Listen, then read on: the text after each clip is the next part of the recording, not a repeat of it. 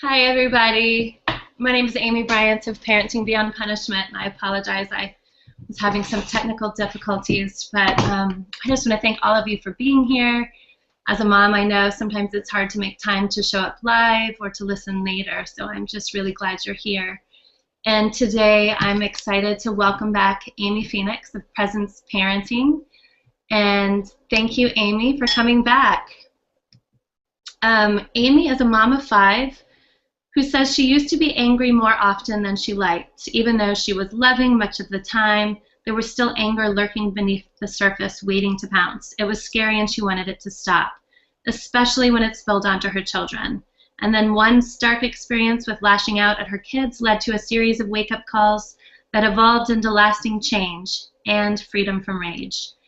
Amy shares her experience and helpful tools with others who want to transform reactivity and become clear about discipline so they can enjoy the kids in their lives and their lives overall. Along with meditation and mothering, Amy is working on a few books, including Force-Free Parenting, while also providing support to stewards of children at Presence Parenting and sharing meditation with people from various walks of life at Innate Wholeness. Welcome, Amy. It's so nice to have you back. Hi, thanks for having me. Hi.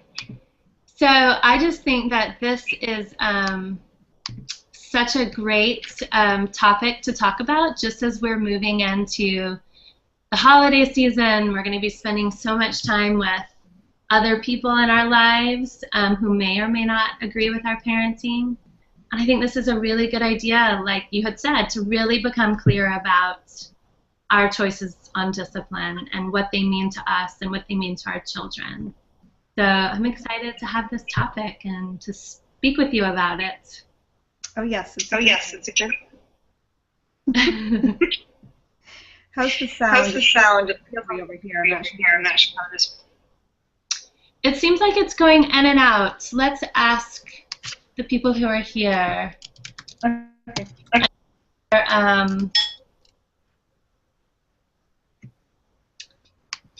I know there's a little bit of a delay. Okay. So mine's muted.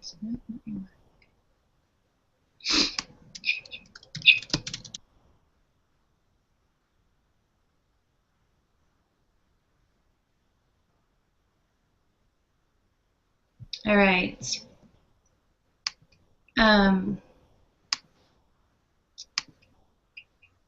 Okay. For some reason, it's just not working really well on my end either, but I think it's okay.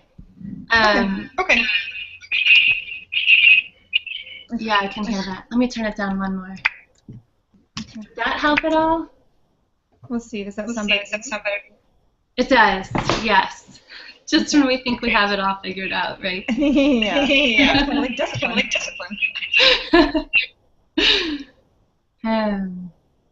Let's see what. Yeah, delay and sync. Okay.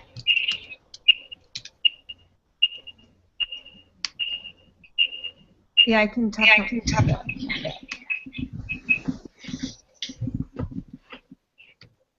Does that take care of the feedback? It did. I moved to the microphone. Maybe it will work. Sounds like there's a bit of delay and some feedback.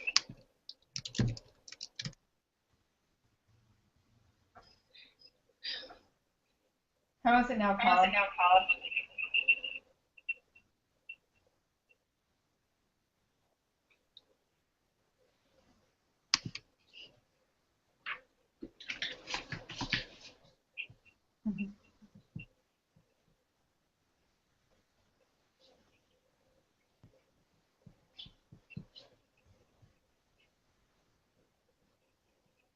Shall we begin?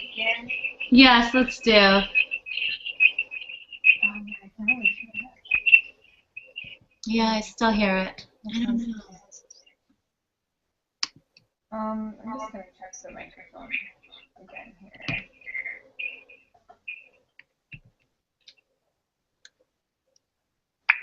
I'll turn mine down just a little more and see if that helps. If I mute though, and you talk, and it's fine, then it might be just my end. So you talk.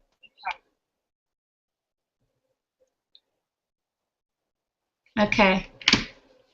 So you want me to talk? Yeah, I see you're on mute. All right, so today we're going to talk about what discipline is and how it's different from punishment, and then also why it matters. And I think this is an important topic. Of course, it's all about why we talk about parenting beyond punishment, because there is such a clear difference. And sometimes it's less clear than others. Sometimes it seems like it's just semantics. But I think what really matters is what is the message our children are getting. And are they seeing us as sort of punishing them, or are they seeing this as, oh, I've made a mistake and I want an opportunity to learn? And I think that's what you're going to be talking about today. I'll try muting myself too when you talk, Amy, and we'll see how that goes. Okay. All right, I turned my microphone down a little bit to see if that would help. So can you hear me okay? No. Okay. Can you hear me at all, Amy? No, I can hear myself here. It's good that I can't hear myself, I think. Okay. So let's talk a little bit about discipline and how we define discipline. Because I think as we all it gets intertwined with punishment and in exploring, what discipline means for me as a parent. I've kind of distilled it down to teaching, you know, um, directly guiding my children, and sometimes it's also indirectly because we're modeling, how to be a human being all the time. So I look at discipline as not just something that, well, definitely not something we do to a child. It's a process with our children, and also as who we are and what we're modeling as a human being. So that it's not just this thing, that we have to get perfect and right and that is supposed to change our children, but it also changes us, so that we can really model who we are from the inside out, true to our own values, so that when we're in our, everyday life and we're just interacting with our kids, that we're more clear about the example that we're setting and what it means to be human. And then when there are those times when we feel like there needs to be direct guidance for her kids, that um, okay, that we know, how we want to approach that. And in one article on presence parenting, I break it down into categories of um, discipline, punishment, and permissiveness. Although Hagenot, I think he might have specified the difference between permissiveness and over permissiveness. But anyway, um, punishment really seeks to create a negative experience in a child or have them pay for their behavior so that they will do something different. And you'll see that, consequences or discipline, you can use the same word for the same thing, and it's really punishment is what it comes down to. And it's so strong in our world that, we have that drive to punish not just children, but each other and ourselves. So it's a good thing to be aware of, that tendency to blame, to want the person to suffer, or really realize their wrongs deeply, to feel shame, and to maybe pay for it in a way that is negative, can be there for us. So when I talk about like the intention between, the difference between this and punishment, I'm talking about our intent at the time. Is my intent to punish, or is my intent to share discipline with my child? So discipline is more it's broader than punishment. And it's also, when I talk about becoming clear about discipline, it's more about really choosing how we're going to handle those moments where we feel like guidance or teaching or our influence is necessary. That we can't, in that moment or in that situation, we can't just stand back and allow our child to learn on their own. Obviously, there's safety issues that come up and we need to attend them. And as they grow and they even, approach adulthood, we may have times where we feel like, wow, I can't just stand by and watch this. Because natural consequences that happen are learning experiences for all of us. And so those are great tools. The Out of Control by Shefali Barbary, I'm not sure how you pronounce her last name. You're on mute still. I can't hear you, Amy. Let me unmute. I think it's going to reverb. Yes, I'm not sure how to pronounce it either, but that's the word you're saying. Yes. Dr. Shefali. Dr. Shefali, right? And Out of Control, a lot of good stuff. Sometimes we circumvent the natural I was thinking circumstances, but consequences, results for our children, trying to rescue them, and a lot of learning is missed in those moments. Anyway, so discipline, it's more than just something that we do, and becoming clear about it. Face all the questions that we have about it, and really defining what it is for us and how we're going to approach it, and knowing that we are attending to those instances where we feel like attention is needed. And it doesn't necessarily mean that we're going to do it in that moment, because sometimes we need, when a safety isn't an issue, when we have time to reflect and to do a little work to figure out, what do I really need to do to handle this situation with my child, it's okay to do that, and it's good to do that. And I'm sorry, I kind of lost my train of thought where I was going with that. And that's okay. I'm just going to pause. Sure. Go ahead. Jump in and add. I apologize. We're having technical difficulties, but I think as long as one of us is muted, it's working. But I think you're right. A part of that process is, I know, this is my passion, but there are times in those moments as a parent when I go, I have no idea what to do right now. And some of it's because I'm flooded, or I'm tired, or I'm like, whatever, I'm overwhelmed with whatever. And it's that moment of breathing and bringing air into your brain and going, okay, I'm going to take a minute. I'm not just going to react. And I think that's what you were saying too, is that. And so yeah, learning how to be with ourselves in those moments, so that then eventually, it takes practice, but being able to model that emotional responsibility, or handling, because that's a huge piece too. Huge piece, as there's this emotional intensity that we can experience when our children aren't cooperating, or if they're doing something that's really triggering or hard for us, to deal with, and all that comes up for us is, a drive to punish. But knowing that we can then figure out a way that actually does address the situation. For me, as I transitioned from punishment to a more collaborative problem solving, discipline, clear discipline approach, there's been, a lot of that middle permissiveness phase of like, I don't know what to do, so I'm just kind of going to do nothing. However, that space can be empowering to a degree, because we're transitioning out of, harmful methods, but it also can lead to some resentment and blowing up too if we don't start to learn the alternatives, learn how to be clear about boundaries. Learn how to listen to ourselves and to them, and to learn problem solving skills and trust in the problem solving process. if we haven't had a lot of experience with that, it can feel really foreign, and it just takes time to trust in that and that they will actually learn that way.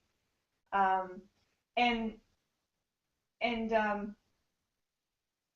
in transitioning, you know, one piece that I have found, and I was going to talk about this, is really, really choosing, over and over as much as possible, but really doing whatever inner work is necessary to choose to relinquish punishment.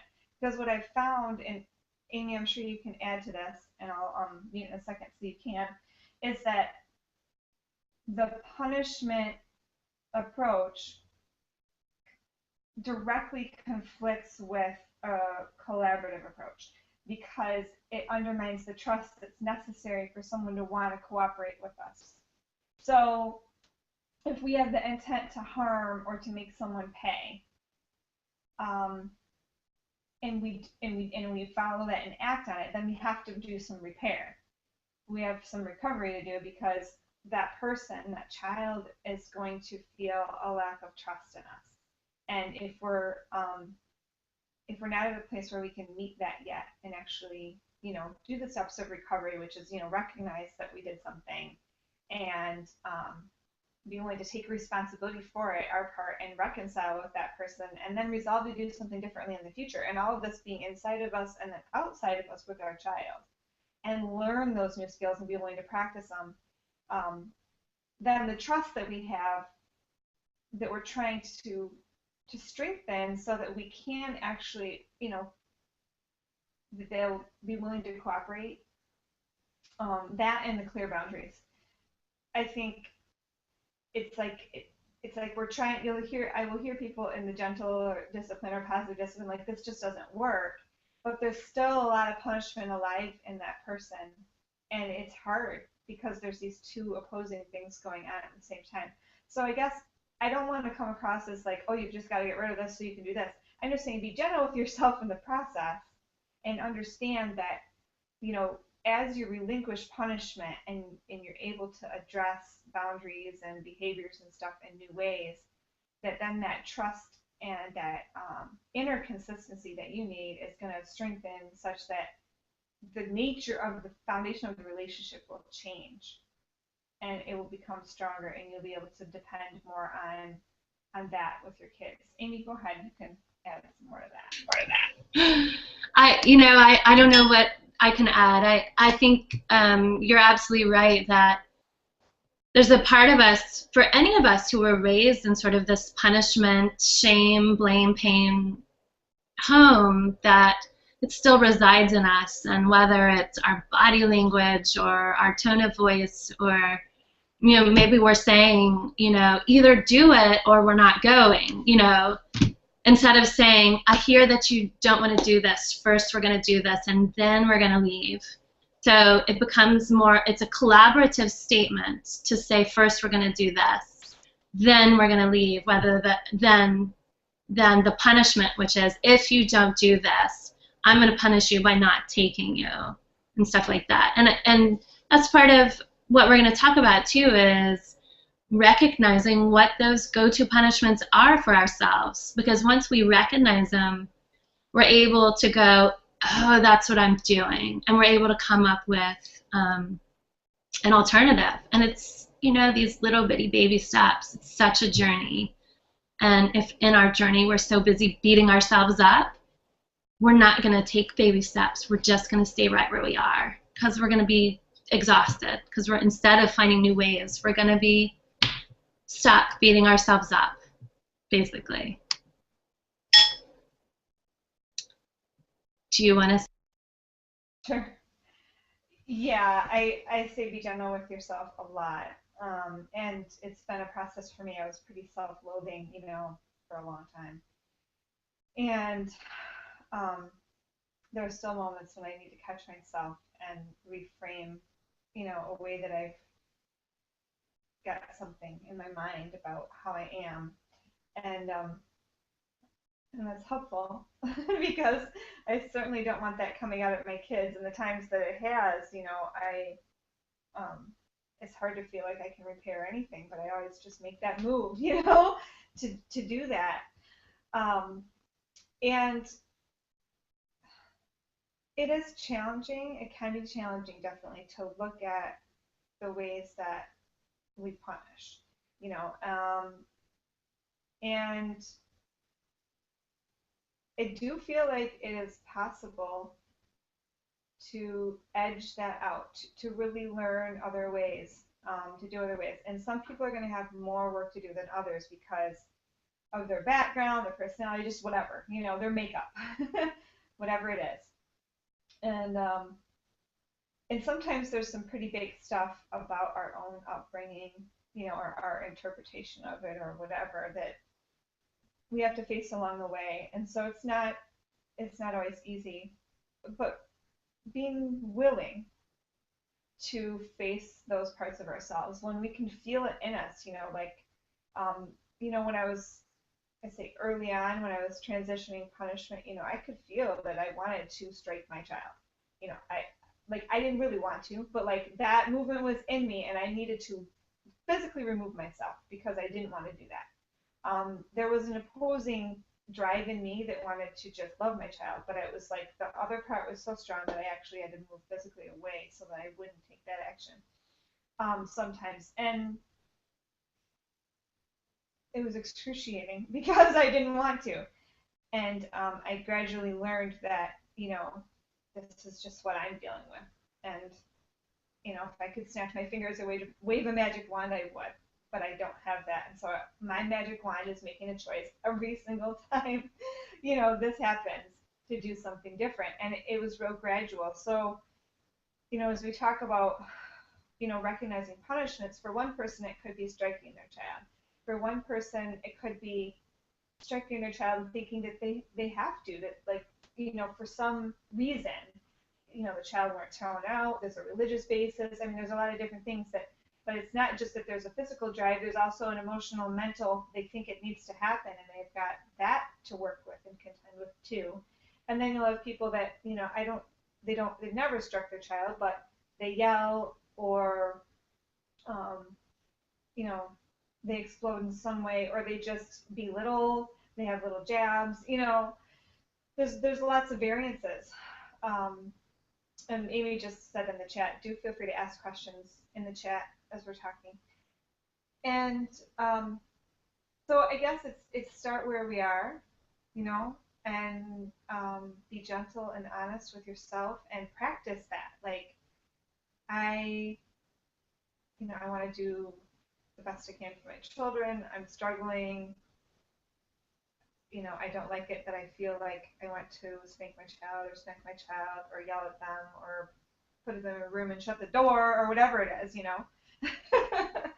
um, and part of me isn't sure about this process, but I'm, I'm willing to learn. I'm willing to keep trying and doing some things repetitively enough to see the change. Um, the thing too about it, though, and I talk about this and think about it often, is, a fear, and we hear about it often too. And when fear is part of the situation, um, and we can think about it in our adult lives too. Fear is a strong motivator, and there's a reason for that because we're hardwired to survive, and not only our physical body but our mental body, our identity. And so, we will sometimes see quick results when punishment is imposed. Um, and we know research shows, and from our life experience, we can observe some kids who rebel later or at the time, and it doesn't work anyway. But it's important to really find that truth inside ourselves that while it may take more time, a clear discipline, a collaborative, positive approach, um, it's totally different from punishment-based approach to handling behavior. So we need to stop comparing the two. We need to stop because it's not the same thing. It's like we're not comparing apples to apples. Um, we're actually speaking to the higher logic in the brain when we're talking about a positive discipline approach. And I'm not trying to make one better than another. I'm not, because like I know that if you're on this webinar, you're transitioning from punishment, and like we are where we are with that, and like I just want to make sure that people don't feel like I'm trying to levy things here. um, I think we're all doing the best we can with what we have. And though, like, a collaborative approach, it really does take the higher problem solving parts of our brain um, to utilize. So that's part that we get to practice and strengthen, and then we're doing it with our children. And a punishment fear based approach, it relies on survival, and so we're not talking about the same thing. And so we need to look at it differently to help ourselves transition from thinking that we should get, the same results from doing this with this. Eventually, when we get solid and strong and clear in a collaborative approach, a positive approach, that will happen. Because we're skilled in it and we know how, to communicate in that way. And we also know how to handle our own reactions when it doesn't go just the way that we like. And we can problem solve inside ourselves and then with our children in another way, or continue with the boundary and listen, if they're upset, and keep moving forward. But when we're still in feeling like, a child should comply when an adult asks them to, that can create a lot of friction in creating that connection and that communication with the child, where the child's actually going to want to cooperate from the inside, which is what we're trying to foster. That they'll want to cooperate from the inside because it feels safe to do so, and that also when they don't want to, that we can hold that safe space for them to feel what they feel and still get out the door. You gotta get out the door, or stop somebody from hurting somebody, or finding a way to get the chores done around the house, or whatever it is, that we can find, a resolution. Yeah. So here we are, strengthening our brains. Amy, you have anything? I was thinking really about what a parallel process it is between us learning to allow ourselves to make mistakes and then learn from them, and then us recognizing that our child can make mistakes and learn from them without having to punish ourselves or without having to punish our children, right? Sorry, I always forget to click on myself. And so just that process of learning and growing, it's like as you're learning to move out of punishment and into really a collaborative, connection-based approach with your children, we make these mistakes, and a part of that learning is going, oh, I made a mistake. Okay, I'm going to do something different next time, and not harping on ourselves. And in the same way, oh, honey, you made a mistake. Ooh, what can we do different next time? And it's the same thing. It's the same grace we apply to ourselves we want to apply to our children so that we can all grow and learn. So when you were talking, Amy, I was like, it's such a parallel process, and our brains are growing and learning, and their brains are growing and learning. We're learning to access different parts of our brain, just like you said, to go from reaction and sort of retribution against our children. You've got to do better, you've done this against me, which sometimes we feel, to suddenly going, oh no, this isn't about me, this is about you making a mistake, and sort of stepping up and learning to make that recognition. So I'm curious, Amy, what were some of the ways that you found to move away from your go-to punishments? And I'm going to mute. Okay. Part for me, I tend to think things through extremely thoroughly, more than some people maybe. So it might be overkill for some, but the way my brain seems to work or whatever. Part of it for me was really seeing how well punishment did not work. That was huge. Was really seeing, okay, this doesn't really work and create the results that I want in my family and home. So I guess part of it initially was trying to get clear on um, what do I really want my relationships to be like with my kids, and what do I want discipline to look like? What do I want it to feel like for both of us? Um, and I do a fair amount of writing, and so it'd be like lists or notes about what is this to me, and that helped get it kind of out of my head and onto paper so I could see it and see what I was trying to create with my family. And noticing, and I'll talk about this more probably here, but mindfulness, meditation, awareness, starting to notice what is going on in my body and my mind when I would start to feel that drive to punish. So, um, because for me, having experienced rage where I would just, be, basically feel just driven by it and not without very much control. Um, Initially was where I was at, having that awareness to check into my breath and feel what it feels like to breathe, and then feel what sensations are in my body, and notice the thoughts that were there that were propelling me, to want to punish. Um,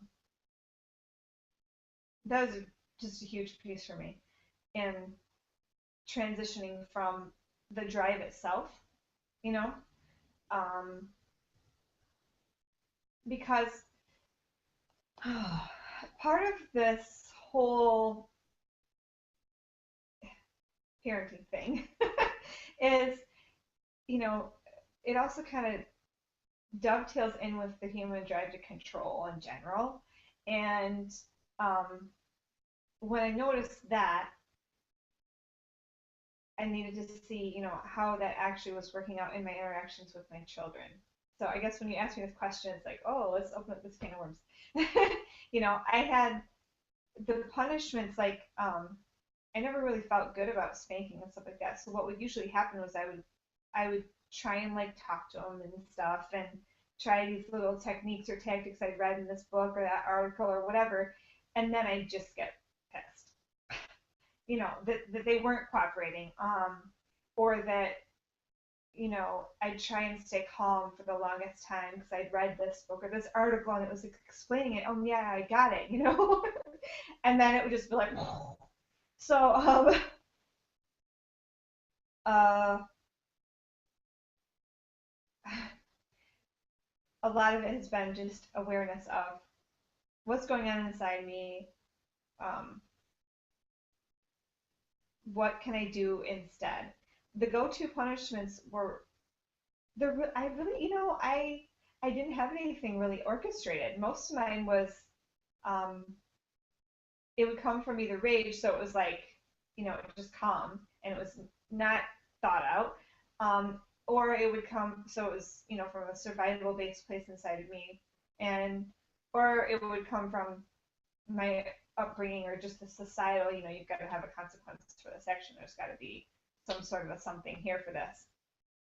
So anyway, as I've transitioned, I had to touch into that place inside of me that just felt wrong about all of it, and address the fact that a lot of the unease that was in me was also from a place of I do need to address these issues.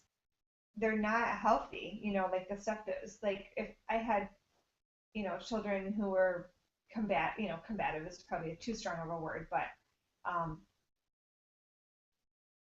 would express emotions by pushing and stuff like that. Not only each other, but me, kicking me and stuff like that. So it was like something that needs addressing to some degree. It's like I'm not just going to let this continue without doing anything. Although I did try that for a while. Just kind of like distancing myself from it and just trusting it would just work itself out, but that didn't really go very far. So addressing that, okay, I need to find ways to address these things. And I'll kind of come back to what I was touching on in the beginning of this was we can read a book, read an article, whatever, and find a technique or a tactic and use it with the same ideology as the punishment mindset. And it ends up just being another way to kind of control our children. And that's something to be aware of and notice when we're doing that, and notice that the results that we're getting are more from what's going on inside of us than a fault of the technique, or the approach itself. Amy, I don't really feel like I'm completely answering your question.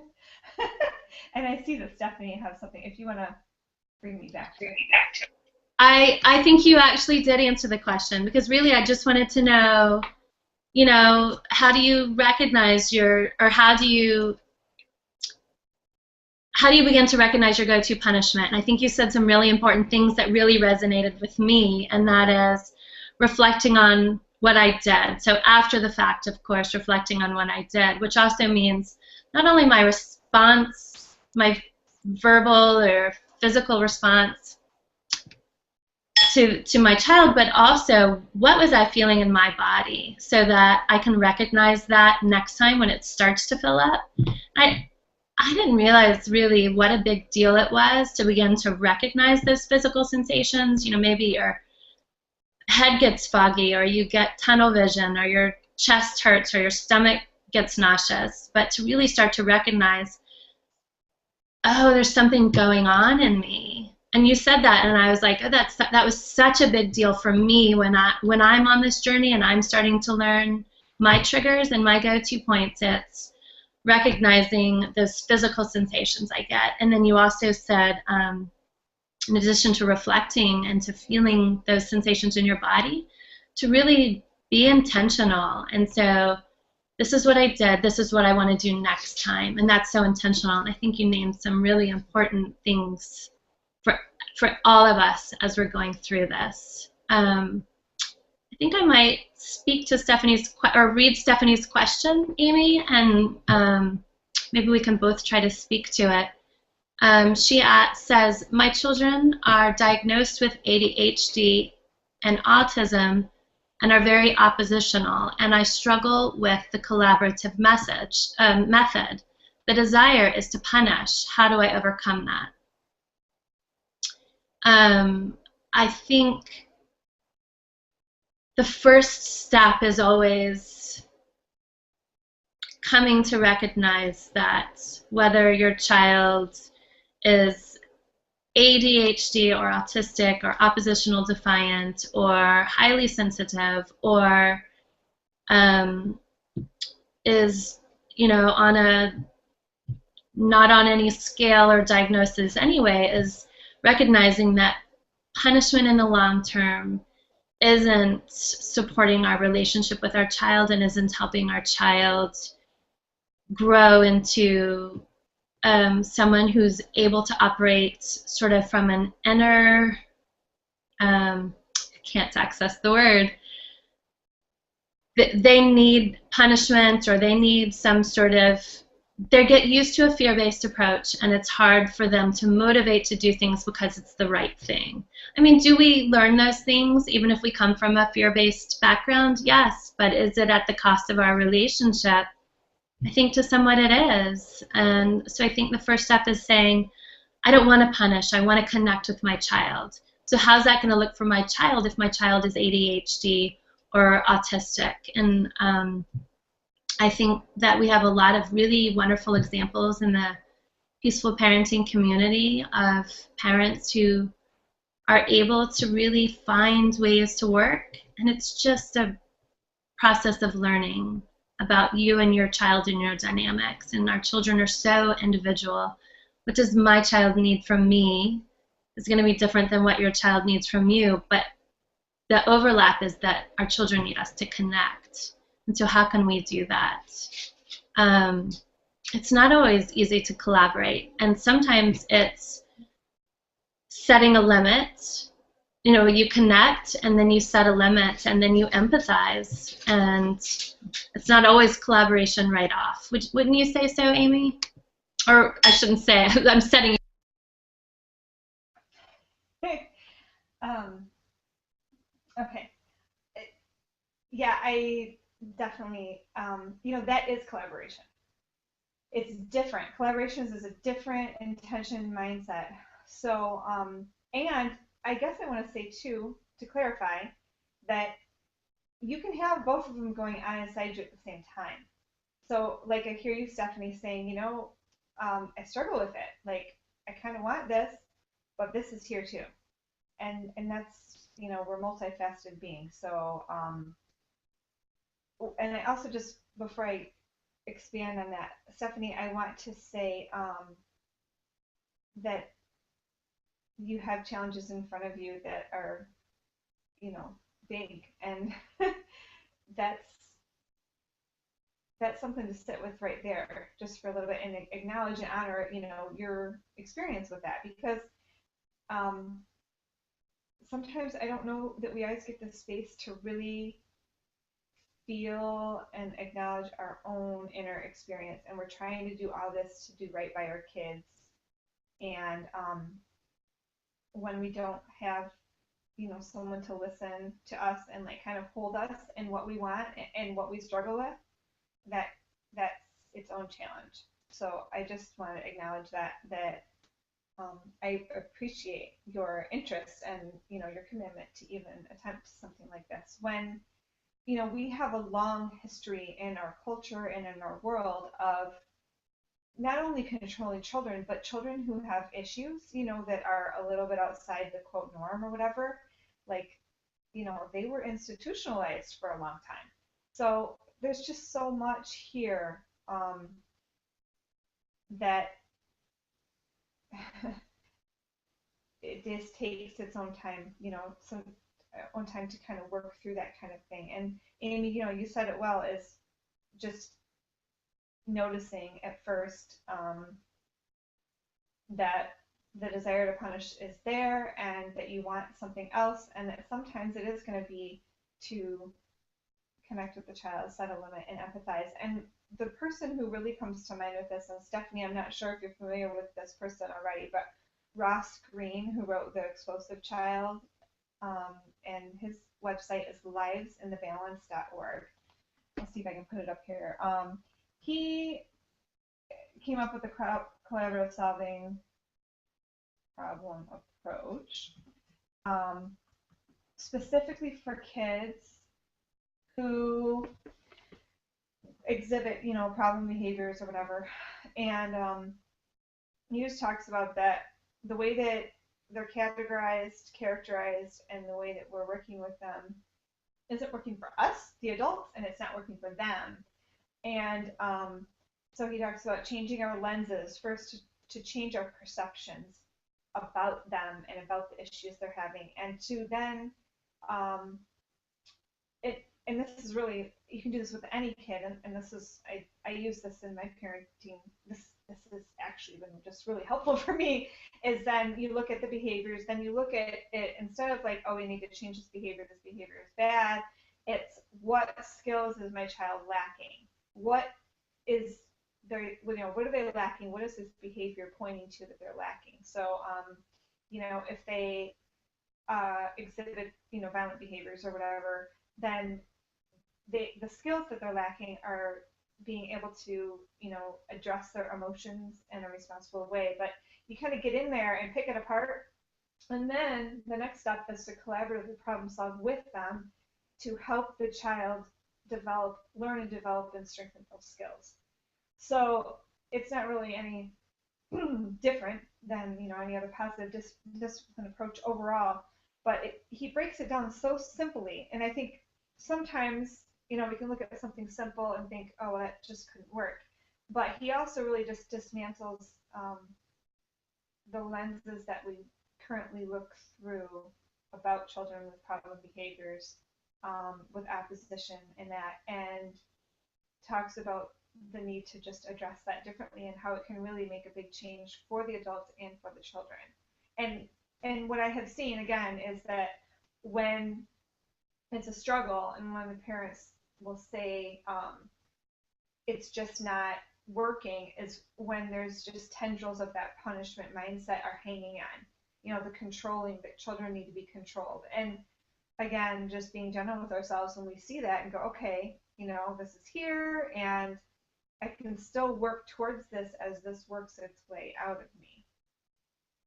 So, is that helpful? You can respond back if you'd like.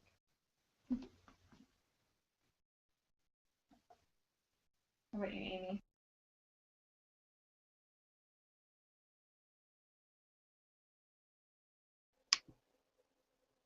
Thank you. I think that you speak so well to that, Amy, about remembering what a struggle it is that we have as parents, that sometimes we just have to sit with, this is really hard. Um, Whether it's, having a child with ADHD or autism, or struggling with peers, or our own struggles, that sitting with it and going, this is really hard. And whatever, again, those body feelings come up, I think those are our GPS system, like, okay, I need to pay attention to this. So thank you, Amy, for speaking to that. And yes, please let us know, Stephanie, if you want to say anything else, or if that, answered your question. So what about that transformative process, Amy? I mean, I think you've spoken to it some, but it's a pretty big process, right? And I think you probably have some more to say about. Yeah, I could probably put it in a nutshell. It's this, and this. It's recognizing, when how we punish ourselves and our children and others, because there's overlay. Um, you can just choose one, but you'll notice it in the others if you're honest with yourself. And you'll see how it's going to be beneficial to address it all at some point, because, one will feed the other. So, and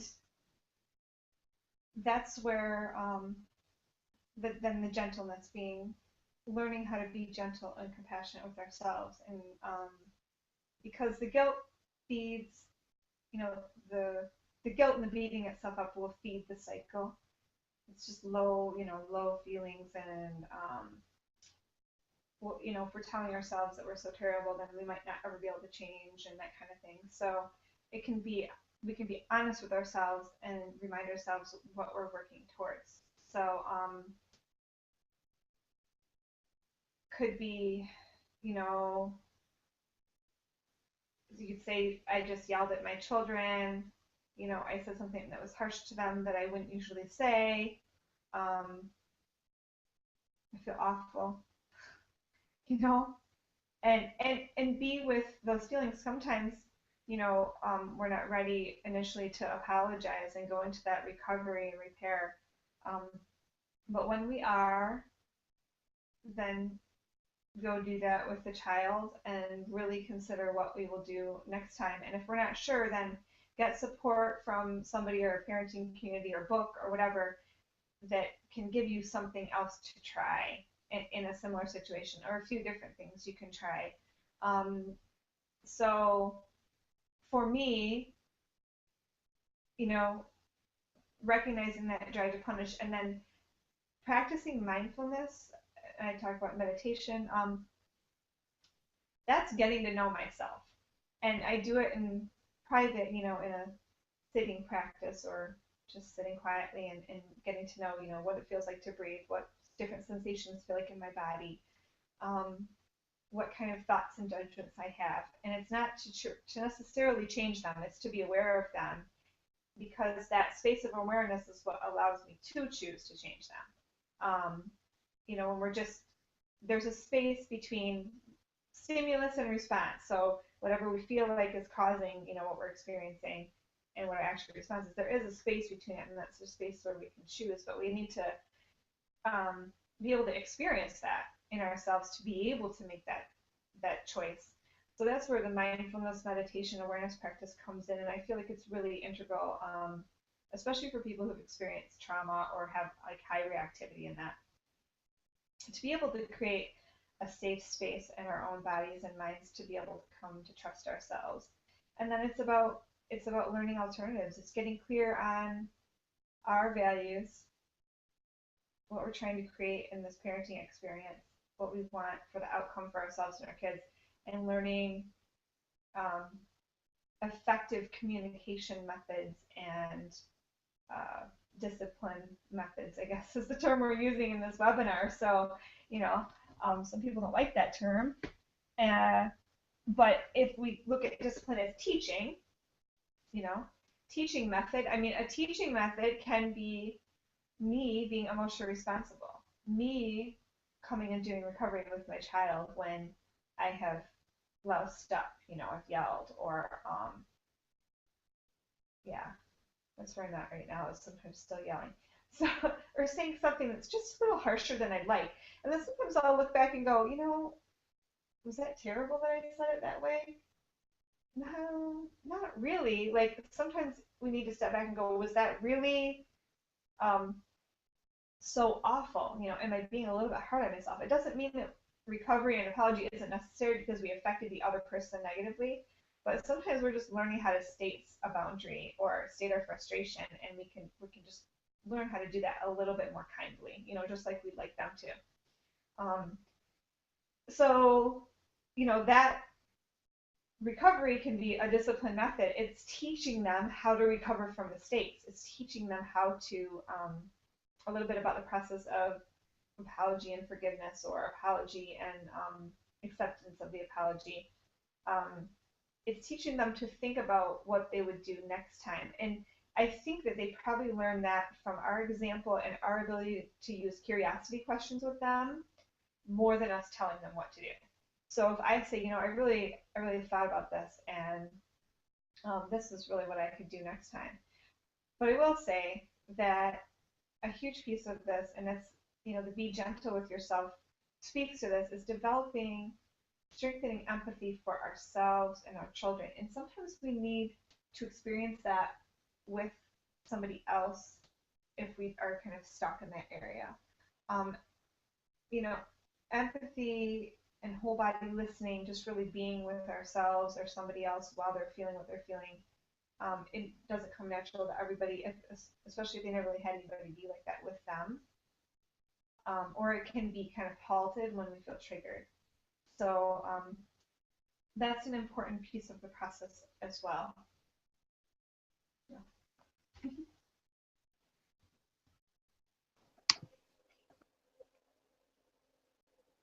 Thank you, Amy. Yeah, if anybody has any more questions, I know there is a slight delay. I was noticing it is 5, so it has been an hour. But if there's one more question, we're happy to answer it. I think if you still have time, Amy. I think that, recognizing the difference between discipline and punishment is important. And like Amy said, there's some people who don't even want to use the word discipline anymore because it has such negative connotations. But when we clarify, like when I say discipline, what I mean is to teach. And so how do we teach ourselves, or how do we discipline ourselves? How do we teach our children? How do we discipline our children? And how do we recognize the difference? And how do we make amends for our mistakes in ways that support our own selves as parents and our relationship with our children? So, Amy, do you have anything else you want to say? I think you did a wonderful job of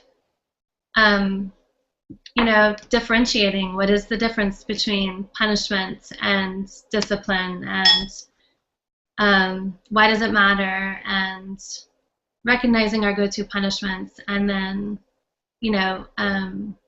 transforming them into something else. We do have one more question. I'll read it out loud. How would you handle the following situation? I asked my 4-year-old son to put his jacket, boots, and hat on as we were leaving swim class. He stalls, putting on each item. He lies down in the middle of the aisle in a high traffic area. I ask him if I can help, and he wants to do it himself, but then continues to stall.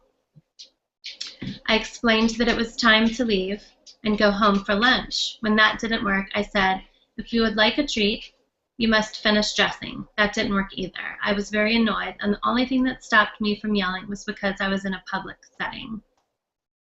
I think this is a great question. I always love when people give really clear, here's an example what happens, what could I do different? And parenting in public, I think some people find that to be the most difficult time to parent because all eyes are on you and you're like, I just want to get out the door. But Amy, how do you feel? Do you want to speak to this for a minute?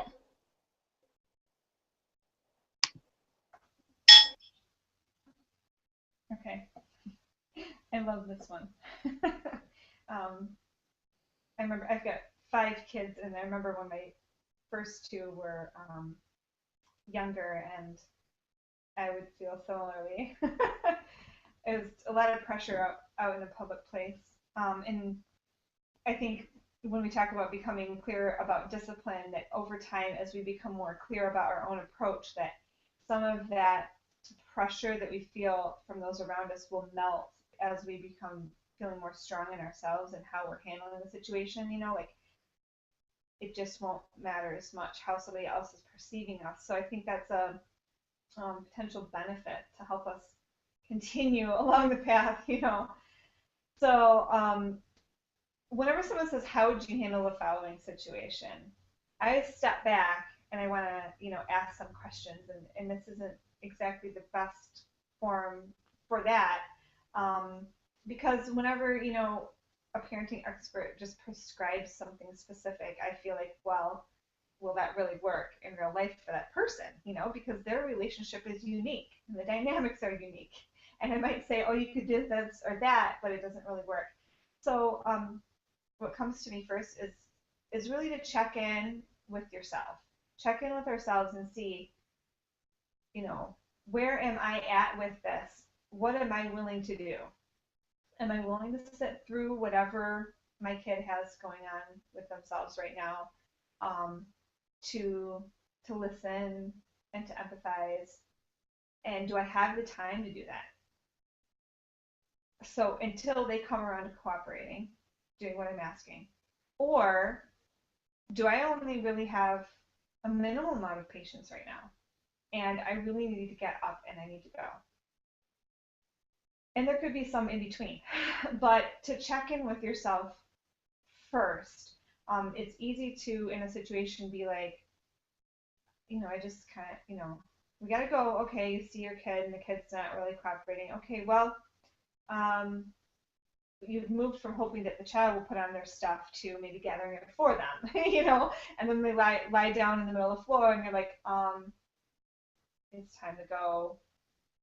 You look like you need some help. No, no help. Okay, you want to do your stuff. Okay, you sit there and you're either brewing and feeling frustrated or taking some time to kind of notice what you feel and calm, tune into that calm that's there. And if you're too fired up, if you feel too frustrated at the time, it can be almost impossible to do that in a public setting, especially without a lot of practice doing that. That takes practice to be able to do that.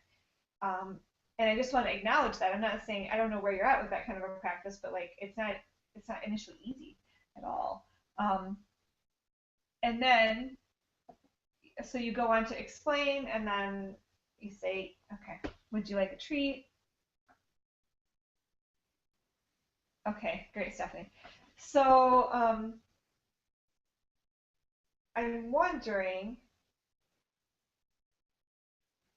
what you ended up doing, Paula, because in that particular situation, I'm guessing you either cajoled him or encouraged him in some way, or you kind of picked him up with his coat and stuff like that and took him out. And if you check in with yourself and you feel like you've got time, then like Amy said earlier, stating what you're expecting, what you're requesting from him, like we're going to get your coat on and stuff, we're going to go now. And then you're thinking ahead to what you're doing in the, like in a positive way. You're feeling positive that you're going to be moving in that direction and that he's going to come with you. Um, but if you're feeling frustrated and like, I just kind of got to get out of here, then it might be helpful to check in with yourself and acknowledge that, I'm feeling like I just really got to go. What can I do to move this along? And if you know there's something that will move it along that feels positive to you, then do that. Otherwise, it may be a situation of talking to him and telling him, I'm going to pick you up, I'm going to pick your jacket, this up, we're going to go out to the car, we're going to get it on in there. Then you have the situation where the kid is just saddling you in the car. And I don't know if that ever happens for you, but that happened with my son when he was young, and it was exhausting. And I sometimes just had to kind of ride out the storm. I will say, though, that um, getting to know myself and my own reactions and to see how my reactions inside myself were fueling the strain in our connection, the strain in my communication with my kids. Then as I practice being able to work with my emotions, being able to really tune into my breath and acknowledge what I'm feeling while what my child is feeling, I can lead them more skillfully. And that takes practice. Okay. You put on his items and pretty much dragged him out of place. Yes, big bad. Okay. Yep, I've been there. and you did the best you could in the situation. It sounds like what I'm hearing is you were trying to empower him, let him have his choices and his autonomy to put on his stuff. He really wasn't in that space where he could do that at the time. You were trying to tell him what was going to be happening. You tried to entice him with a treat or dessert or whatever, and then you decided, okay, it's time for me to step in and we got to go. And maybe it wasn't, that relaxed or you didn't feel that calm when it all came out. Sometimes we can get to the emotional upheaval sooner by checking with ourselves and going, I just need to get out of here. I'm feeling frustrated. I'm going to let my child know that it's time to go. I'm going to pick him up and we're just going to go. And I'm going to really deeply breathe, pay attention to my body as I walk out. And then I'm going to kind of try again with my child in the car. And I guess I just want to note that, as I'm talking about breathing and tuning into your body, if you don't have a lot of experience or any experience of doing any of that aside from a tip situation, I'd recommend doing that because I think it could sound like I'm saying, oh, just take a deep breath, count to 10. I'm not saying that. People told me that for years, when I was angry, and I'm like, that doesn't help me. When I started to practice it on my own in a calm set, where I was feeling okay, I wasn't in the middle of a battle with my child. Then I started to know that I could do that in a tense situation with my children. I started to learn that I had this ability and this capability to meet my emotions in a new way, and that's just it's a really integral piece of this whole puzzle because, like I said, when we start to get forceful with our kids, that's usually coming from, we've got some emotional stuff going on that we don't really know how to be with. And sometimes the best we can do is just acknowledge that it's there. I feel angry, I feel frustrated, I really need to get out of here right now. And then use that practice of honoring our body, honoring our nervous system and its ability to calm when we will bring our attention to it. Bring our attention to the fact that, we're in that fight, flight, or freeze, we're in that punish mode, and that when we notice our breathing, bring attention to the sensations in our body, that we'll start to experience a little bit of calm. Again, just want to reiterate that for someone who's experienced trauma or rage, you might need to do this with somebody in the beginning to feel safe being with your body in that way. I mean, I don't want to go without saying that because some people have, disassociation and other kinds of stuff that really might need help working through. And I'm not trying to say do this at home, and then you find out they're like, oh, I've got a whole bunch of stuff in here that I don't know what to do with. So that happened to me, and I just want to acknowledge that sometimes we need help. So. Thank you. I wanted to say just a couple of things, and I totally agree with Amy um, as someone from the outside. I'm different from you, and so what might work for me might not work for you or for someone else. But generally speaking, I think some things that can help is, the very first thing I do is I sort of do a self-assessment, like Amy said, and the first thing I do is go, okay, do I have the patience to sit here, or do I need to sort of step forward and move, just like Amy said. And then I say, okay, so how are we going to move forward? And so the first thing I do is say, honey, I empathize. I move in, I put my hands on my child's shoulder, and I say, honey, I see that you're laying on the floor, and this is a high traffic area, and I might give him another place to lay.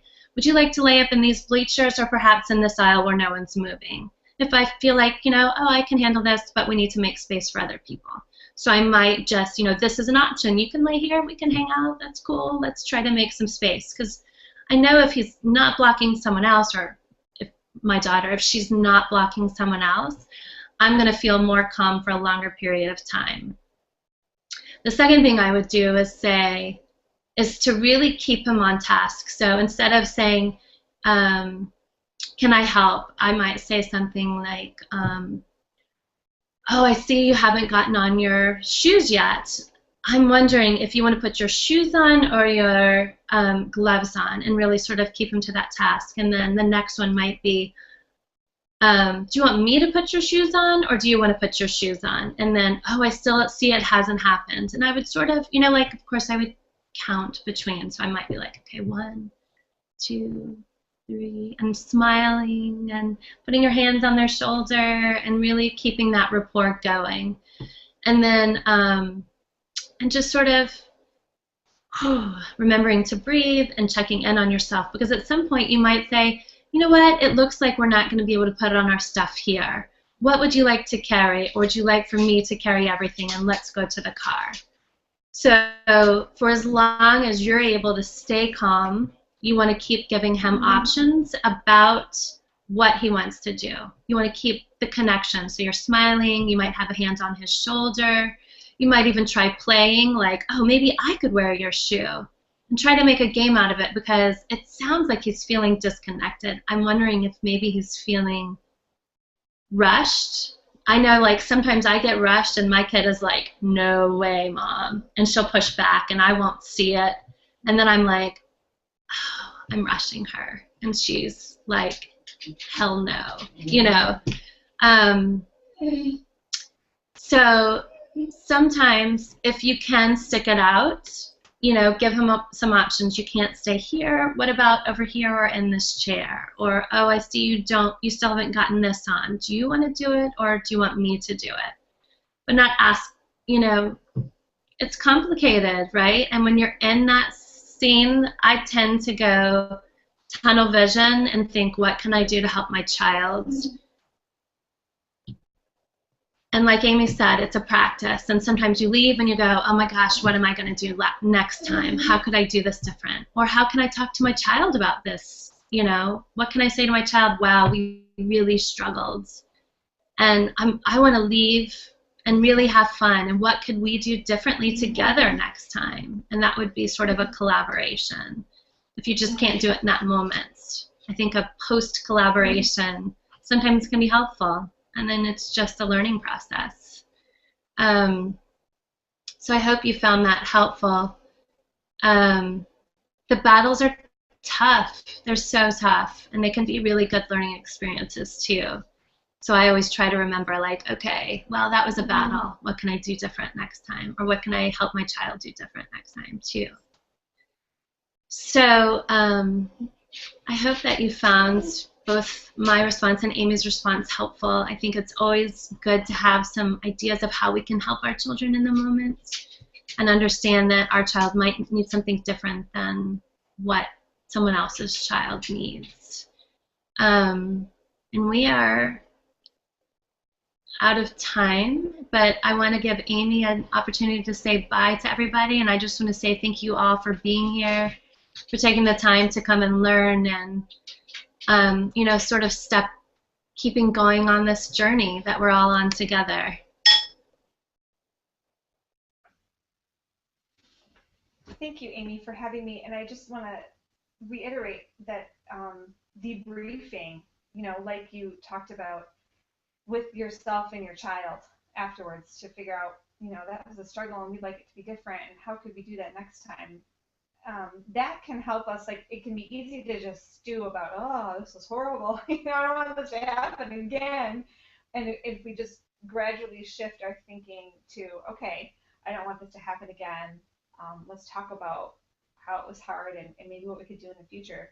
That puts something in, it does put something in the future, a potential for you and your child that's different. And it gets us out of that sticky thinking of, this behavior is going to go on forever, or this is just terrible, or it's just my child, or you know what I mean, I'm not parenting right, or whatever it is that's kind of feeding the situation. So, thank you for having me. Thank you, Stephanie and Paula, for asking questions, and enjoy the journey as much as you can. Thank you, everybody, and thank you, Amy. And I hope we'll see y'all at our next webinar. This is the last one for the year, but we will be sure to send you an update for when our next one is scheduled. So thank you, and bye.